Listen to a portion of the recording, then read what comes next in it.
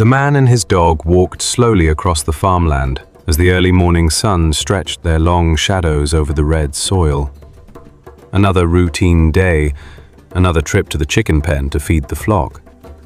The Mongol stayed close at his side, steady and watchful, while the man soaked in the calm that came with years of living alone.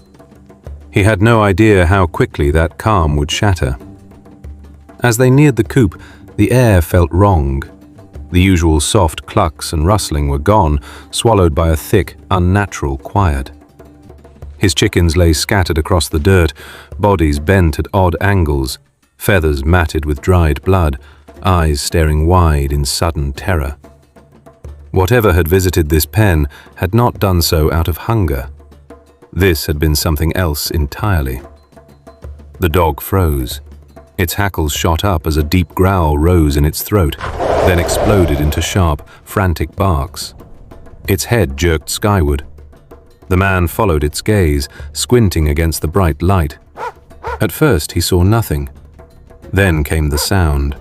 Slow, heavy flapping, powerful and deliberate. His breath locked in his chest when he finally spotted it. His breath stopped. It was a crow. Or rather, it wore the shape of one, for nothing that nature had ever fashioned could account for what hung suspended above him. The creature was enormous, its ink-black feathers swallowing the sunlight rather than reflecting it. It circled once, then hovered, staring down at them. The man clenched his jaw, snatched up stones, and hurled them hard. None reached the mark. The creature didn't flinch. It simply watched, studying him the way a chess player studies a board, and for one terrible moment, the man felt certain it was about to strike. Then, with a rasping cry that scraped against his spine, it wheeled sharply and dissolved into the distance. The man stayed rooted, eyes fixed on the empty sky. A cold knot of dread settled deep in his gut. This was not finished. That night he sat outside his large mud house, the thick wooden pillars holding up the wide thatch roof. The air hung too still. He leaned back in his chair, lifted his wooden flute, and let a slow, haunting tune drift into the darkness. As always, the dog answered with soft, almost knowing whimpers. The man wondered why the animal always did that, secretly hoping the music brought it some comfort. His mind drifted to the empty years since his wife had passed. He sat, lost in those memories, until the dog suddenly changed. Its body went rigid, fur bristling as a low growl built and burst into urgent barking aimed at the dark beyond the yard. The man lowered the flute and tried to quiet the animal, but it refused to stop. When the barking grew fiercer, he stood and led the dog inside. He peered through the window. Nothing. He climbed to the attic and scanned the land from above. Still nothing. Just empty darkness stretching out. Yet the feeling wouldn't leave. Something was out there. Later that night, the air inside the house grew thick and heavy. The dog tensed again, staring hard at the window, a deep rumble rising in its throat. The man moved closer and looked out. Nothing. But the silence felt alive, as if something waited just beyond sight. Outside, the enormous crow perched unseen in the shadows, watching. The next morning, the man moved carefully, tension still coiled in his shoulders. He stepped outside and searched the sky. No sign of the bird. For a brief moment, relief loosened his chest. He picked up his machete and started clearing brush beside the house. The dog barked sharply, but he pushed on with his work. Above him, unseen at first, the crow returned. It dropped fast. The dog saw it first. In a sudden burst, it slammed into the man, knocking him sideways just as the massive bird dove, its long talons slicing through the space where his head had been an instant earlier. The man crashed to the ground and rolled, heart hammering. He looked up and saw the creature clearly. The impossible size, the razor talons, the darkness. He had been one heartbeat away from death. He scrambled up, gripping the machete tight, breathing hard. His eyes swept the sky as he backed slowly toward the safety of the house.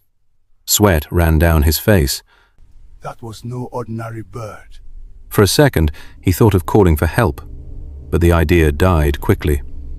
What would he say? That a grown man, respected in the village, feared a single bird? No. He would deal with this himself. Then he remembered the old gun hidden in the barn. A grim smile touched his lips. Tomorrow he would get it and end this. The following morning he stepped out with fresh purpose. The dog stood ahead of him, motionless, ears pricked forward, staring into the distance with a silence heavier than any alarm. The man understood immediately. He broke into a hard run toward the barn, feet hammering the earth, the dog matching him stride for stride. The hay, the gun.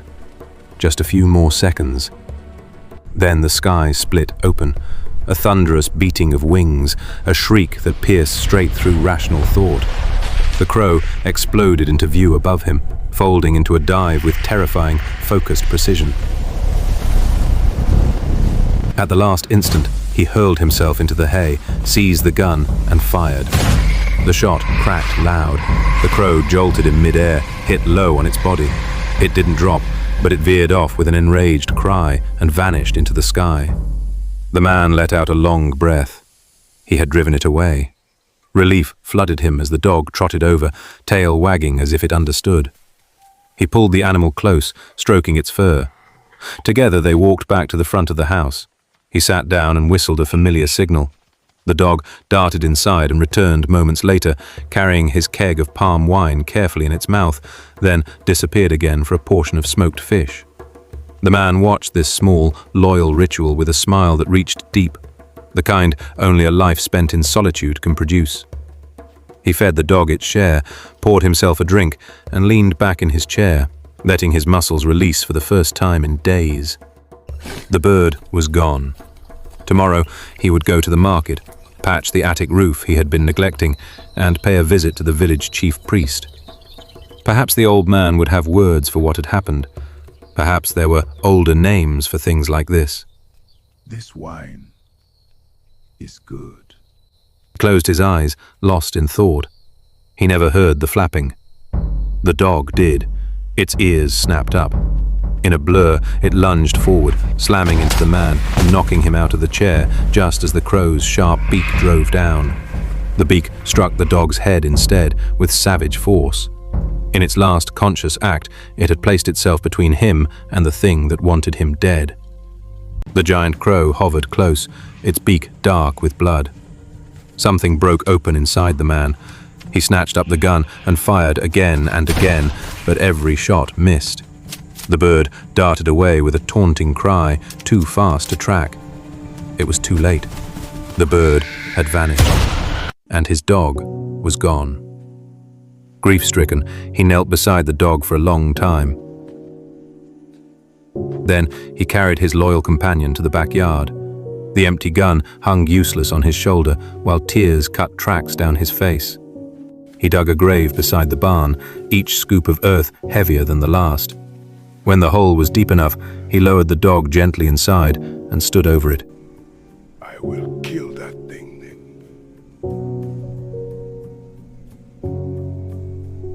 That night, he sat down to eat, but the food turned tasteless before he could finish it. His eyes kept drifting, against his will, against every effort, to the empty bowl on the floor beside him. The one the dog always ate from. It sat exactly where he had left it, as if waiting.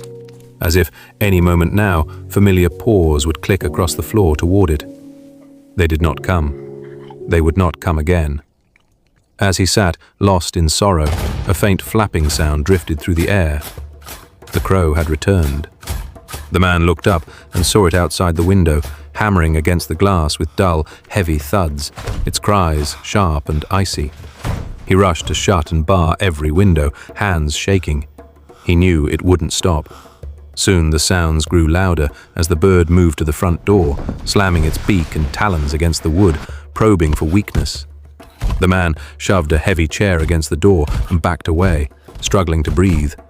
His arm still burned with pain, the gun was empty, and without the dog, he felt utterly exposed.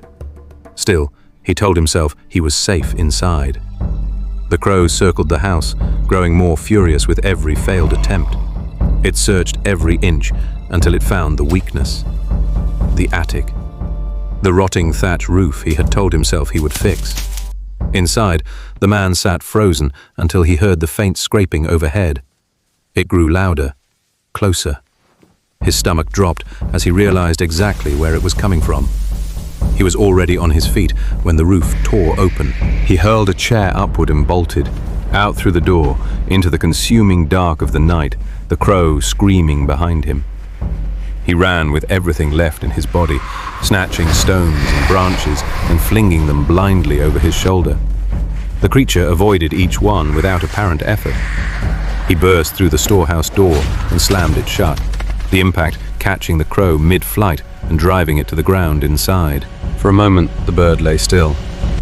The man stood bent over his knees, chest heaving. His heartbeat filled the room. Slowly, cautiously, relief began once more to stir in him. He opened the door and stepped forward, positioning himself directly above the motionless creature. He wished he had his gun or machete.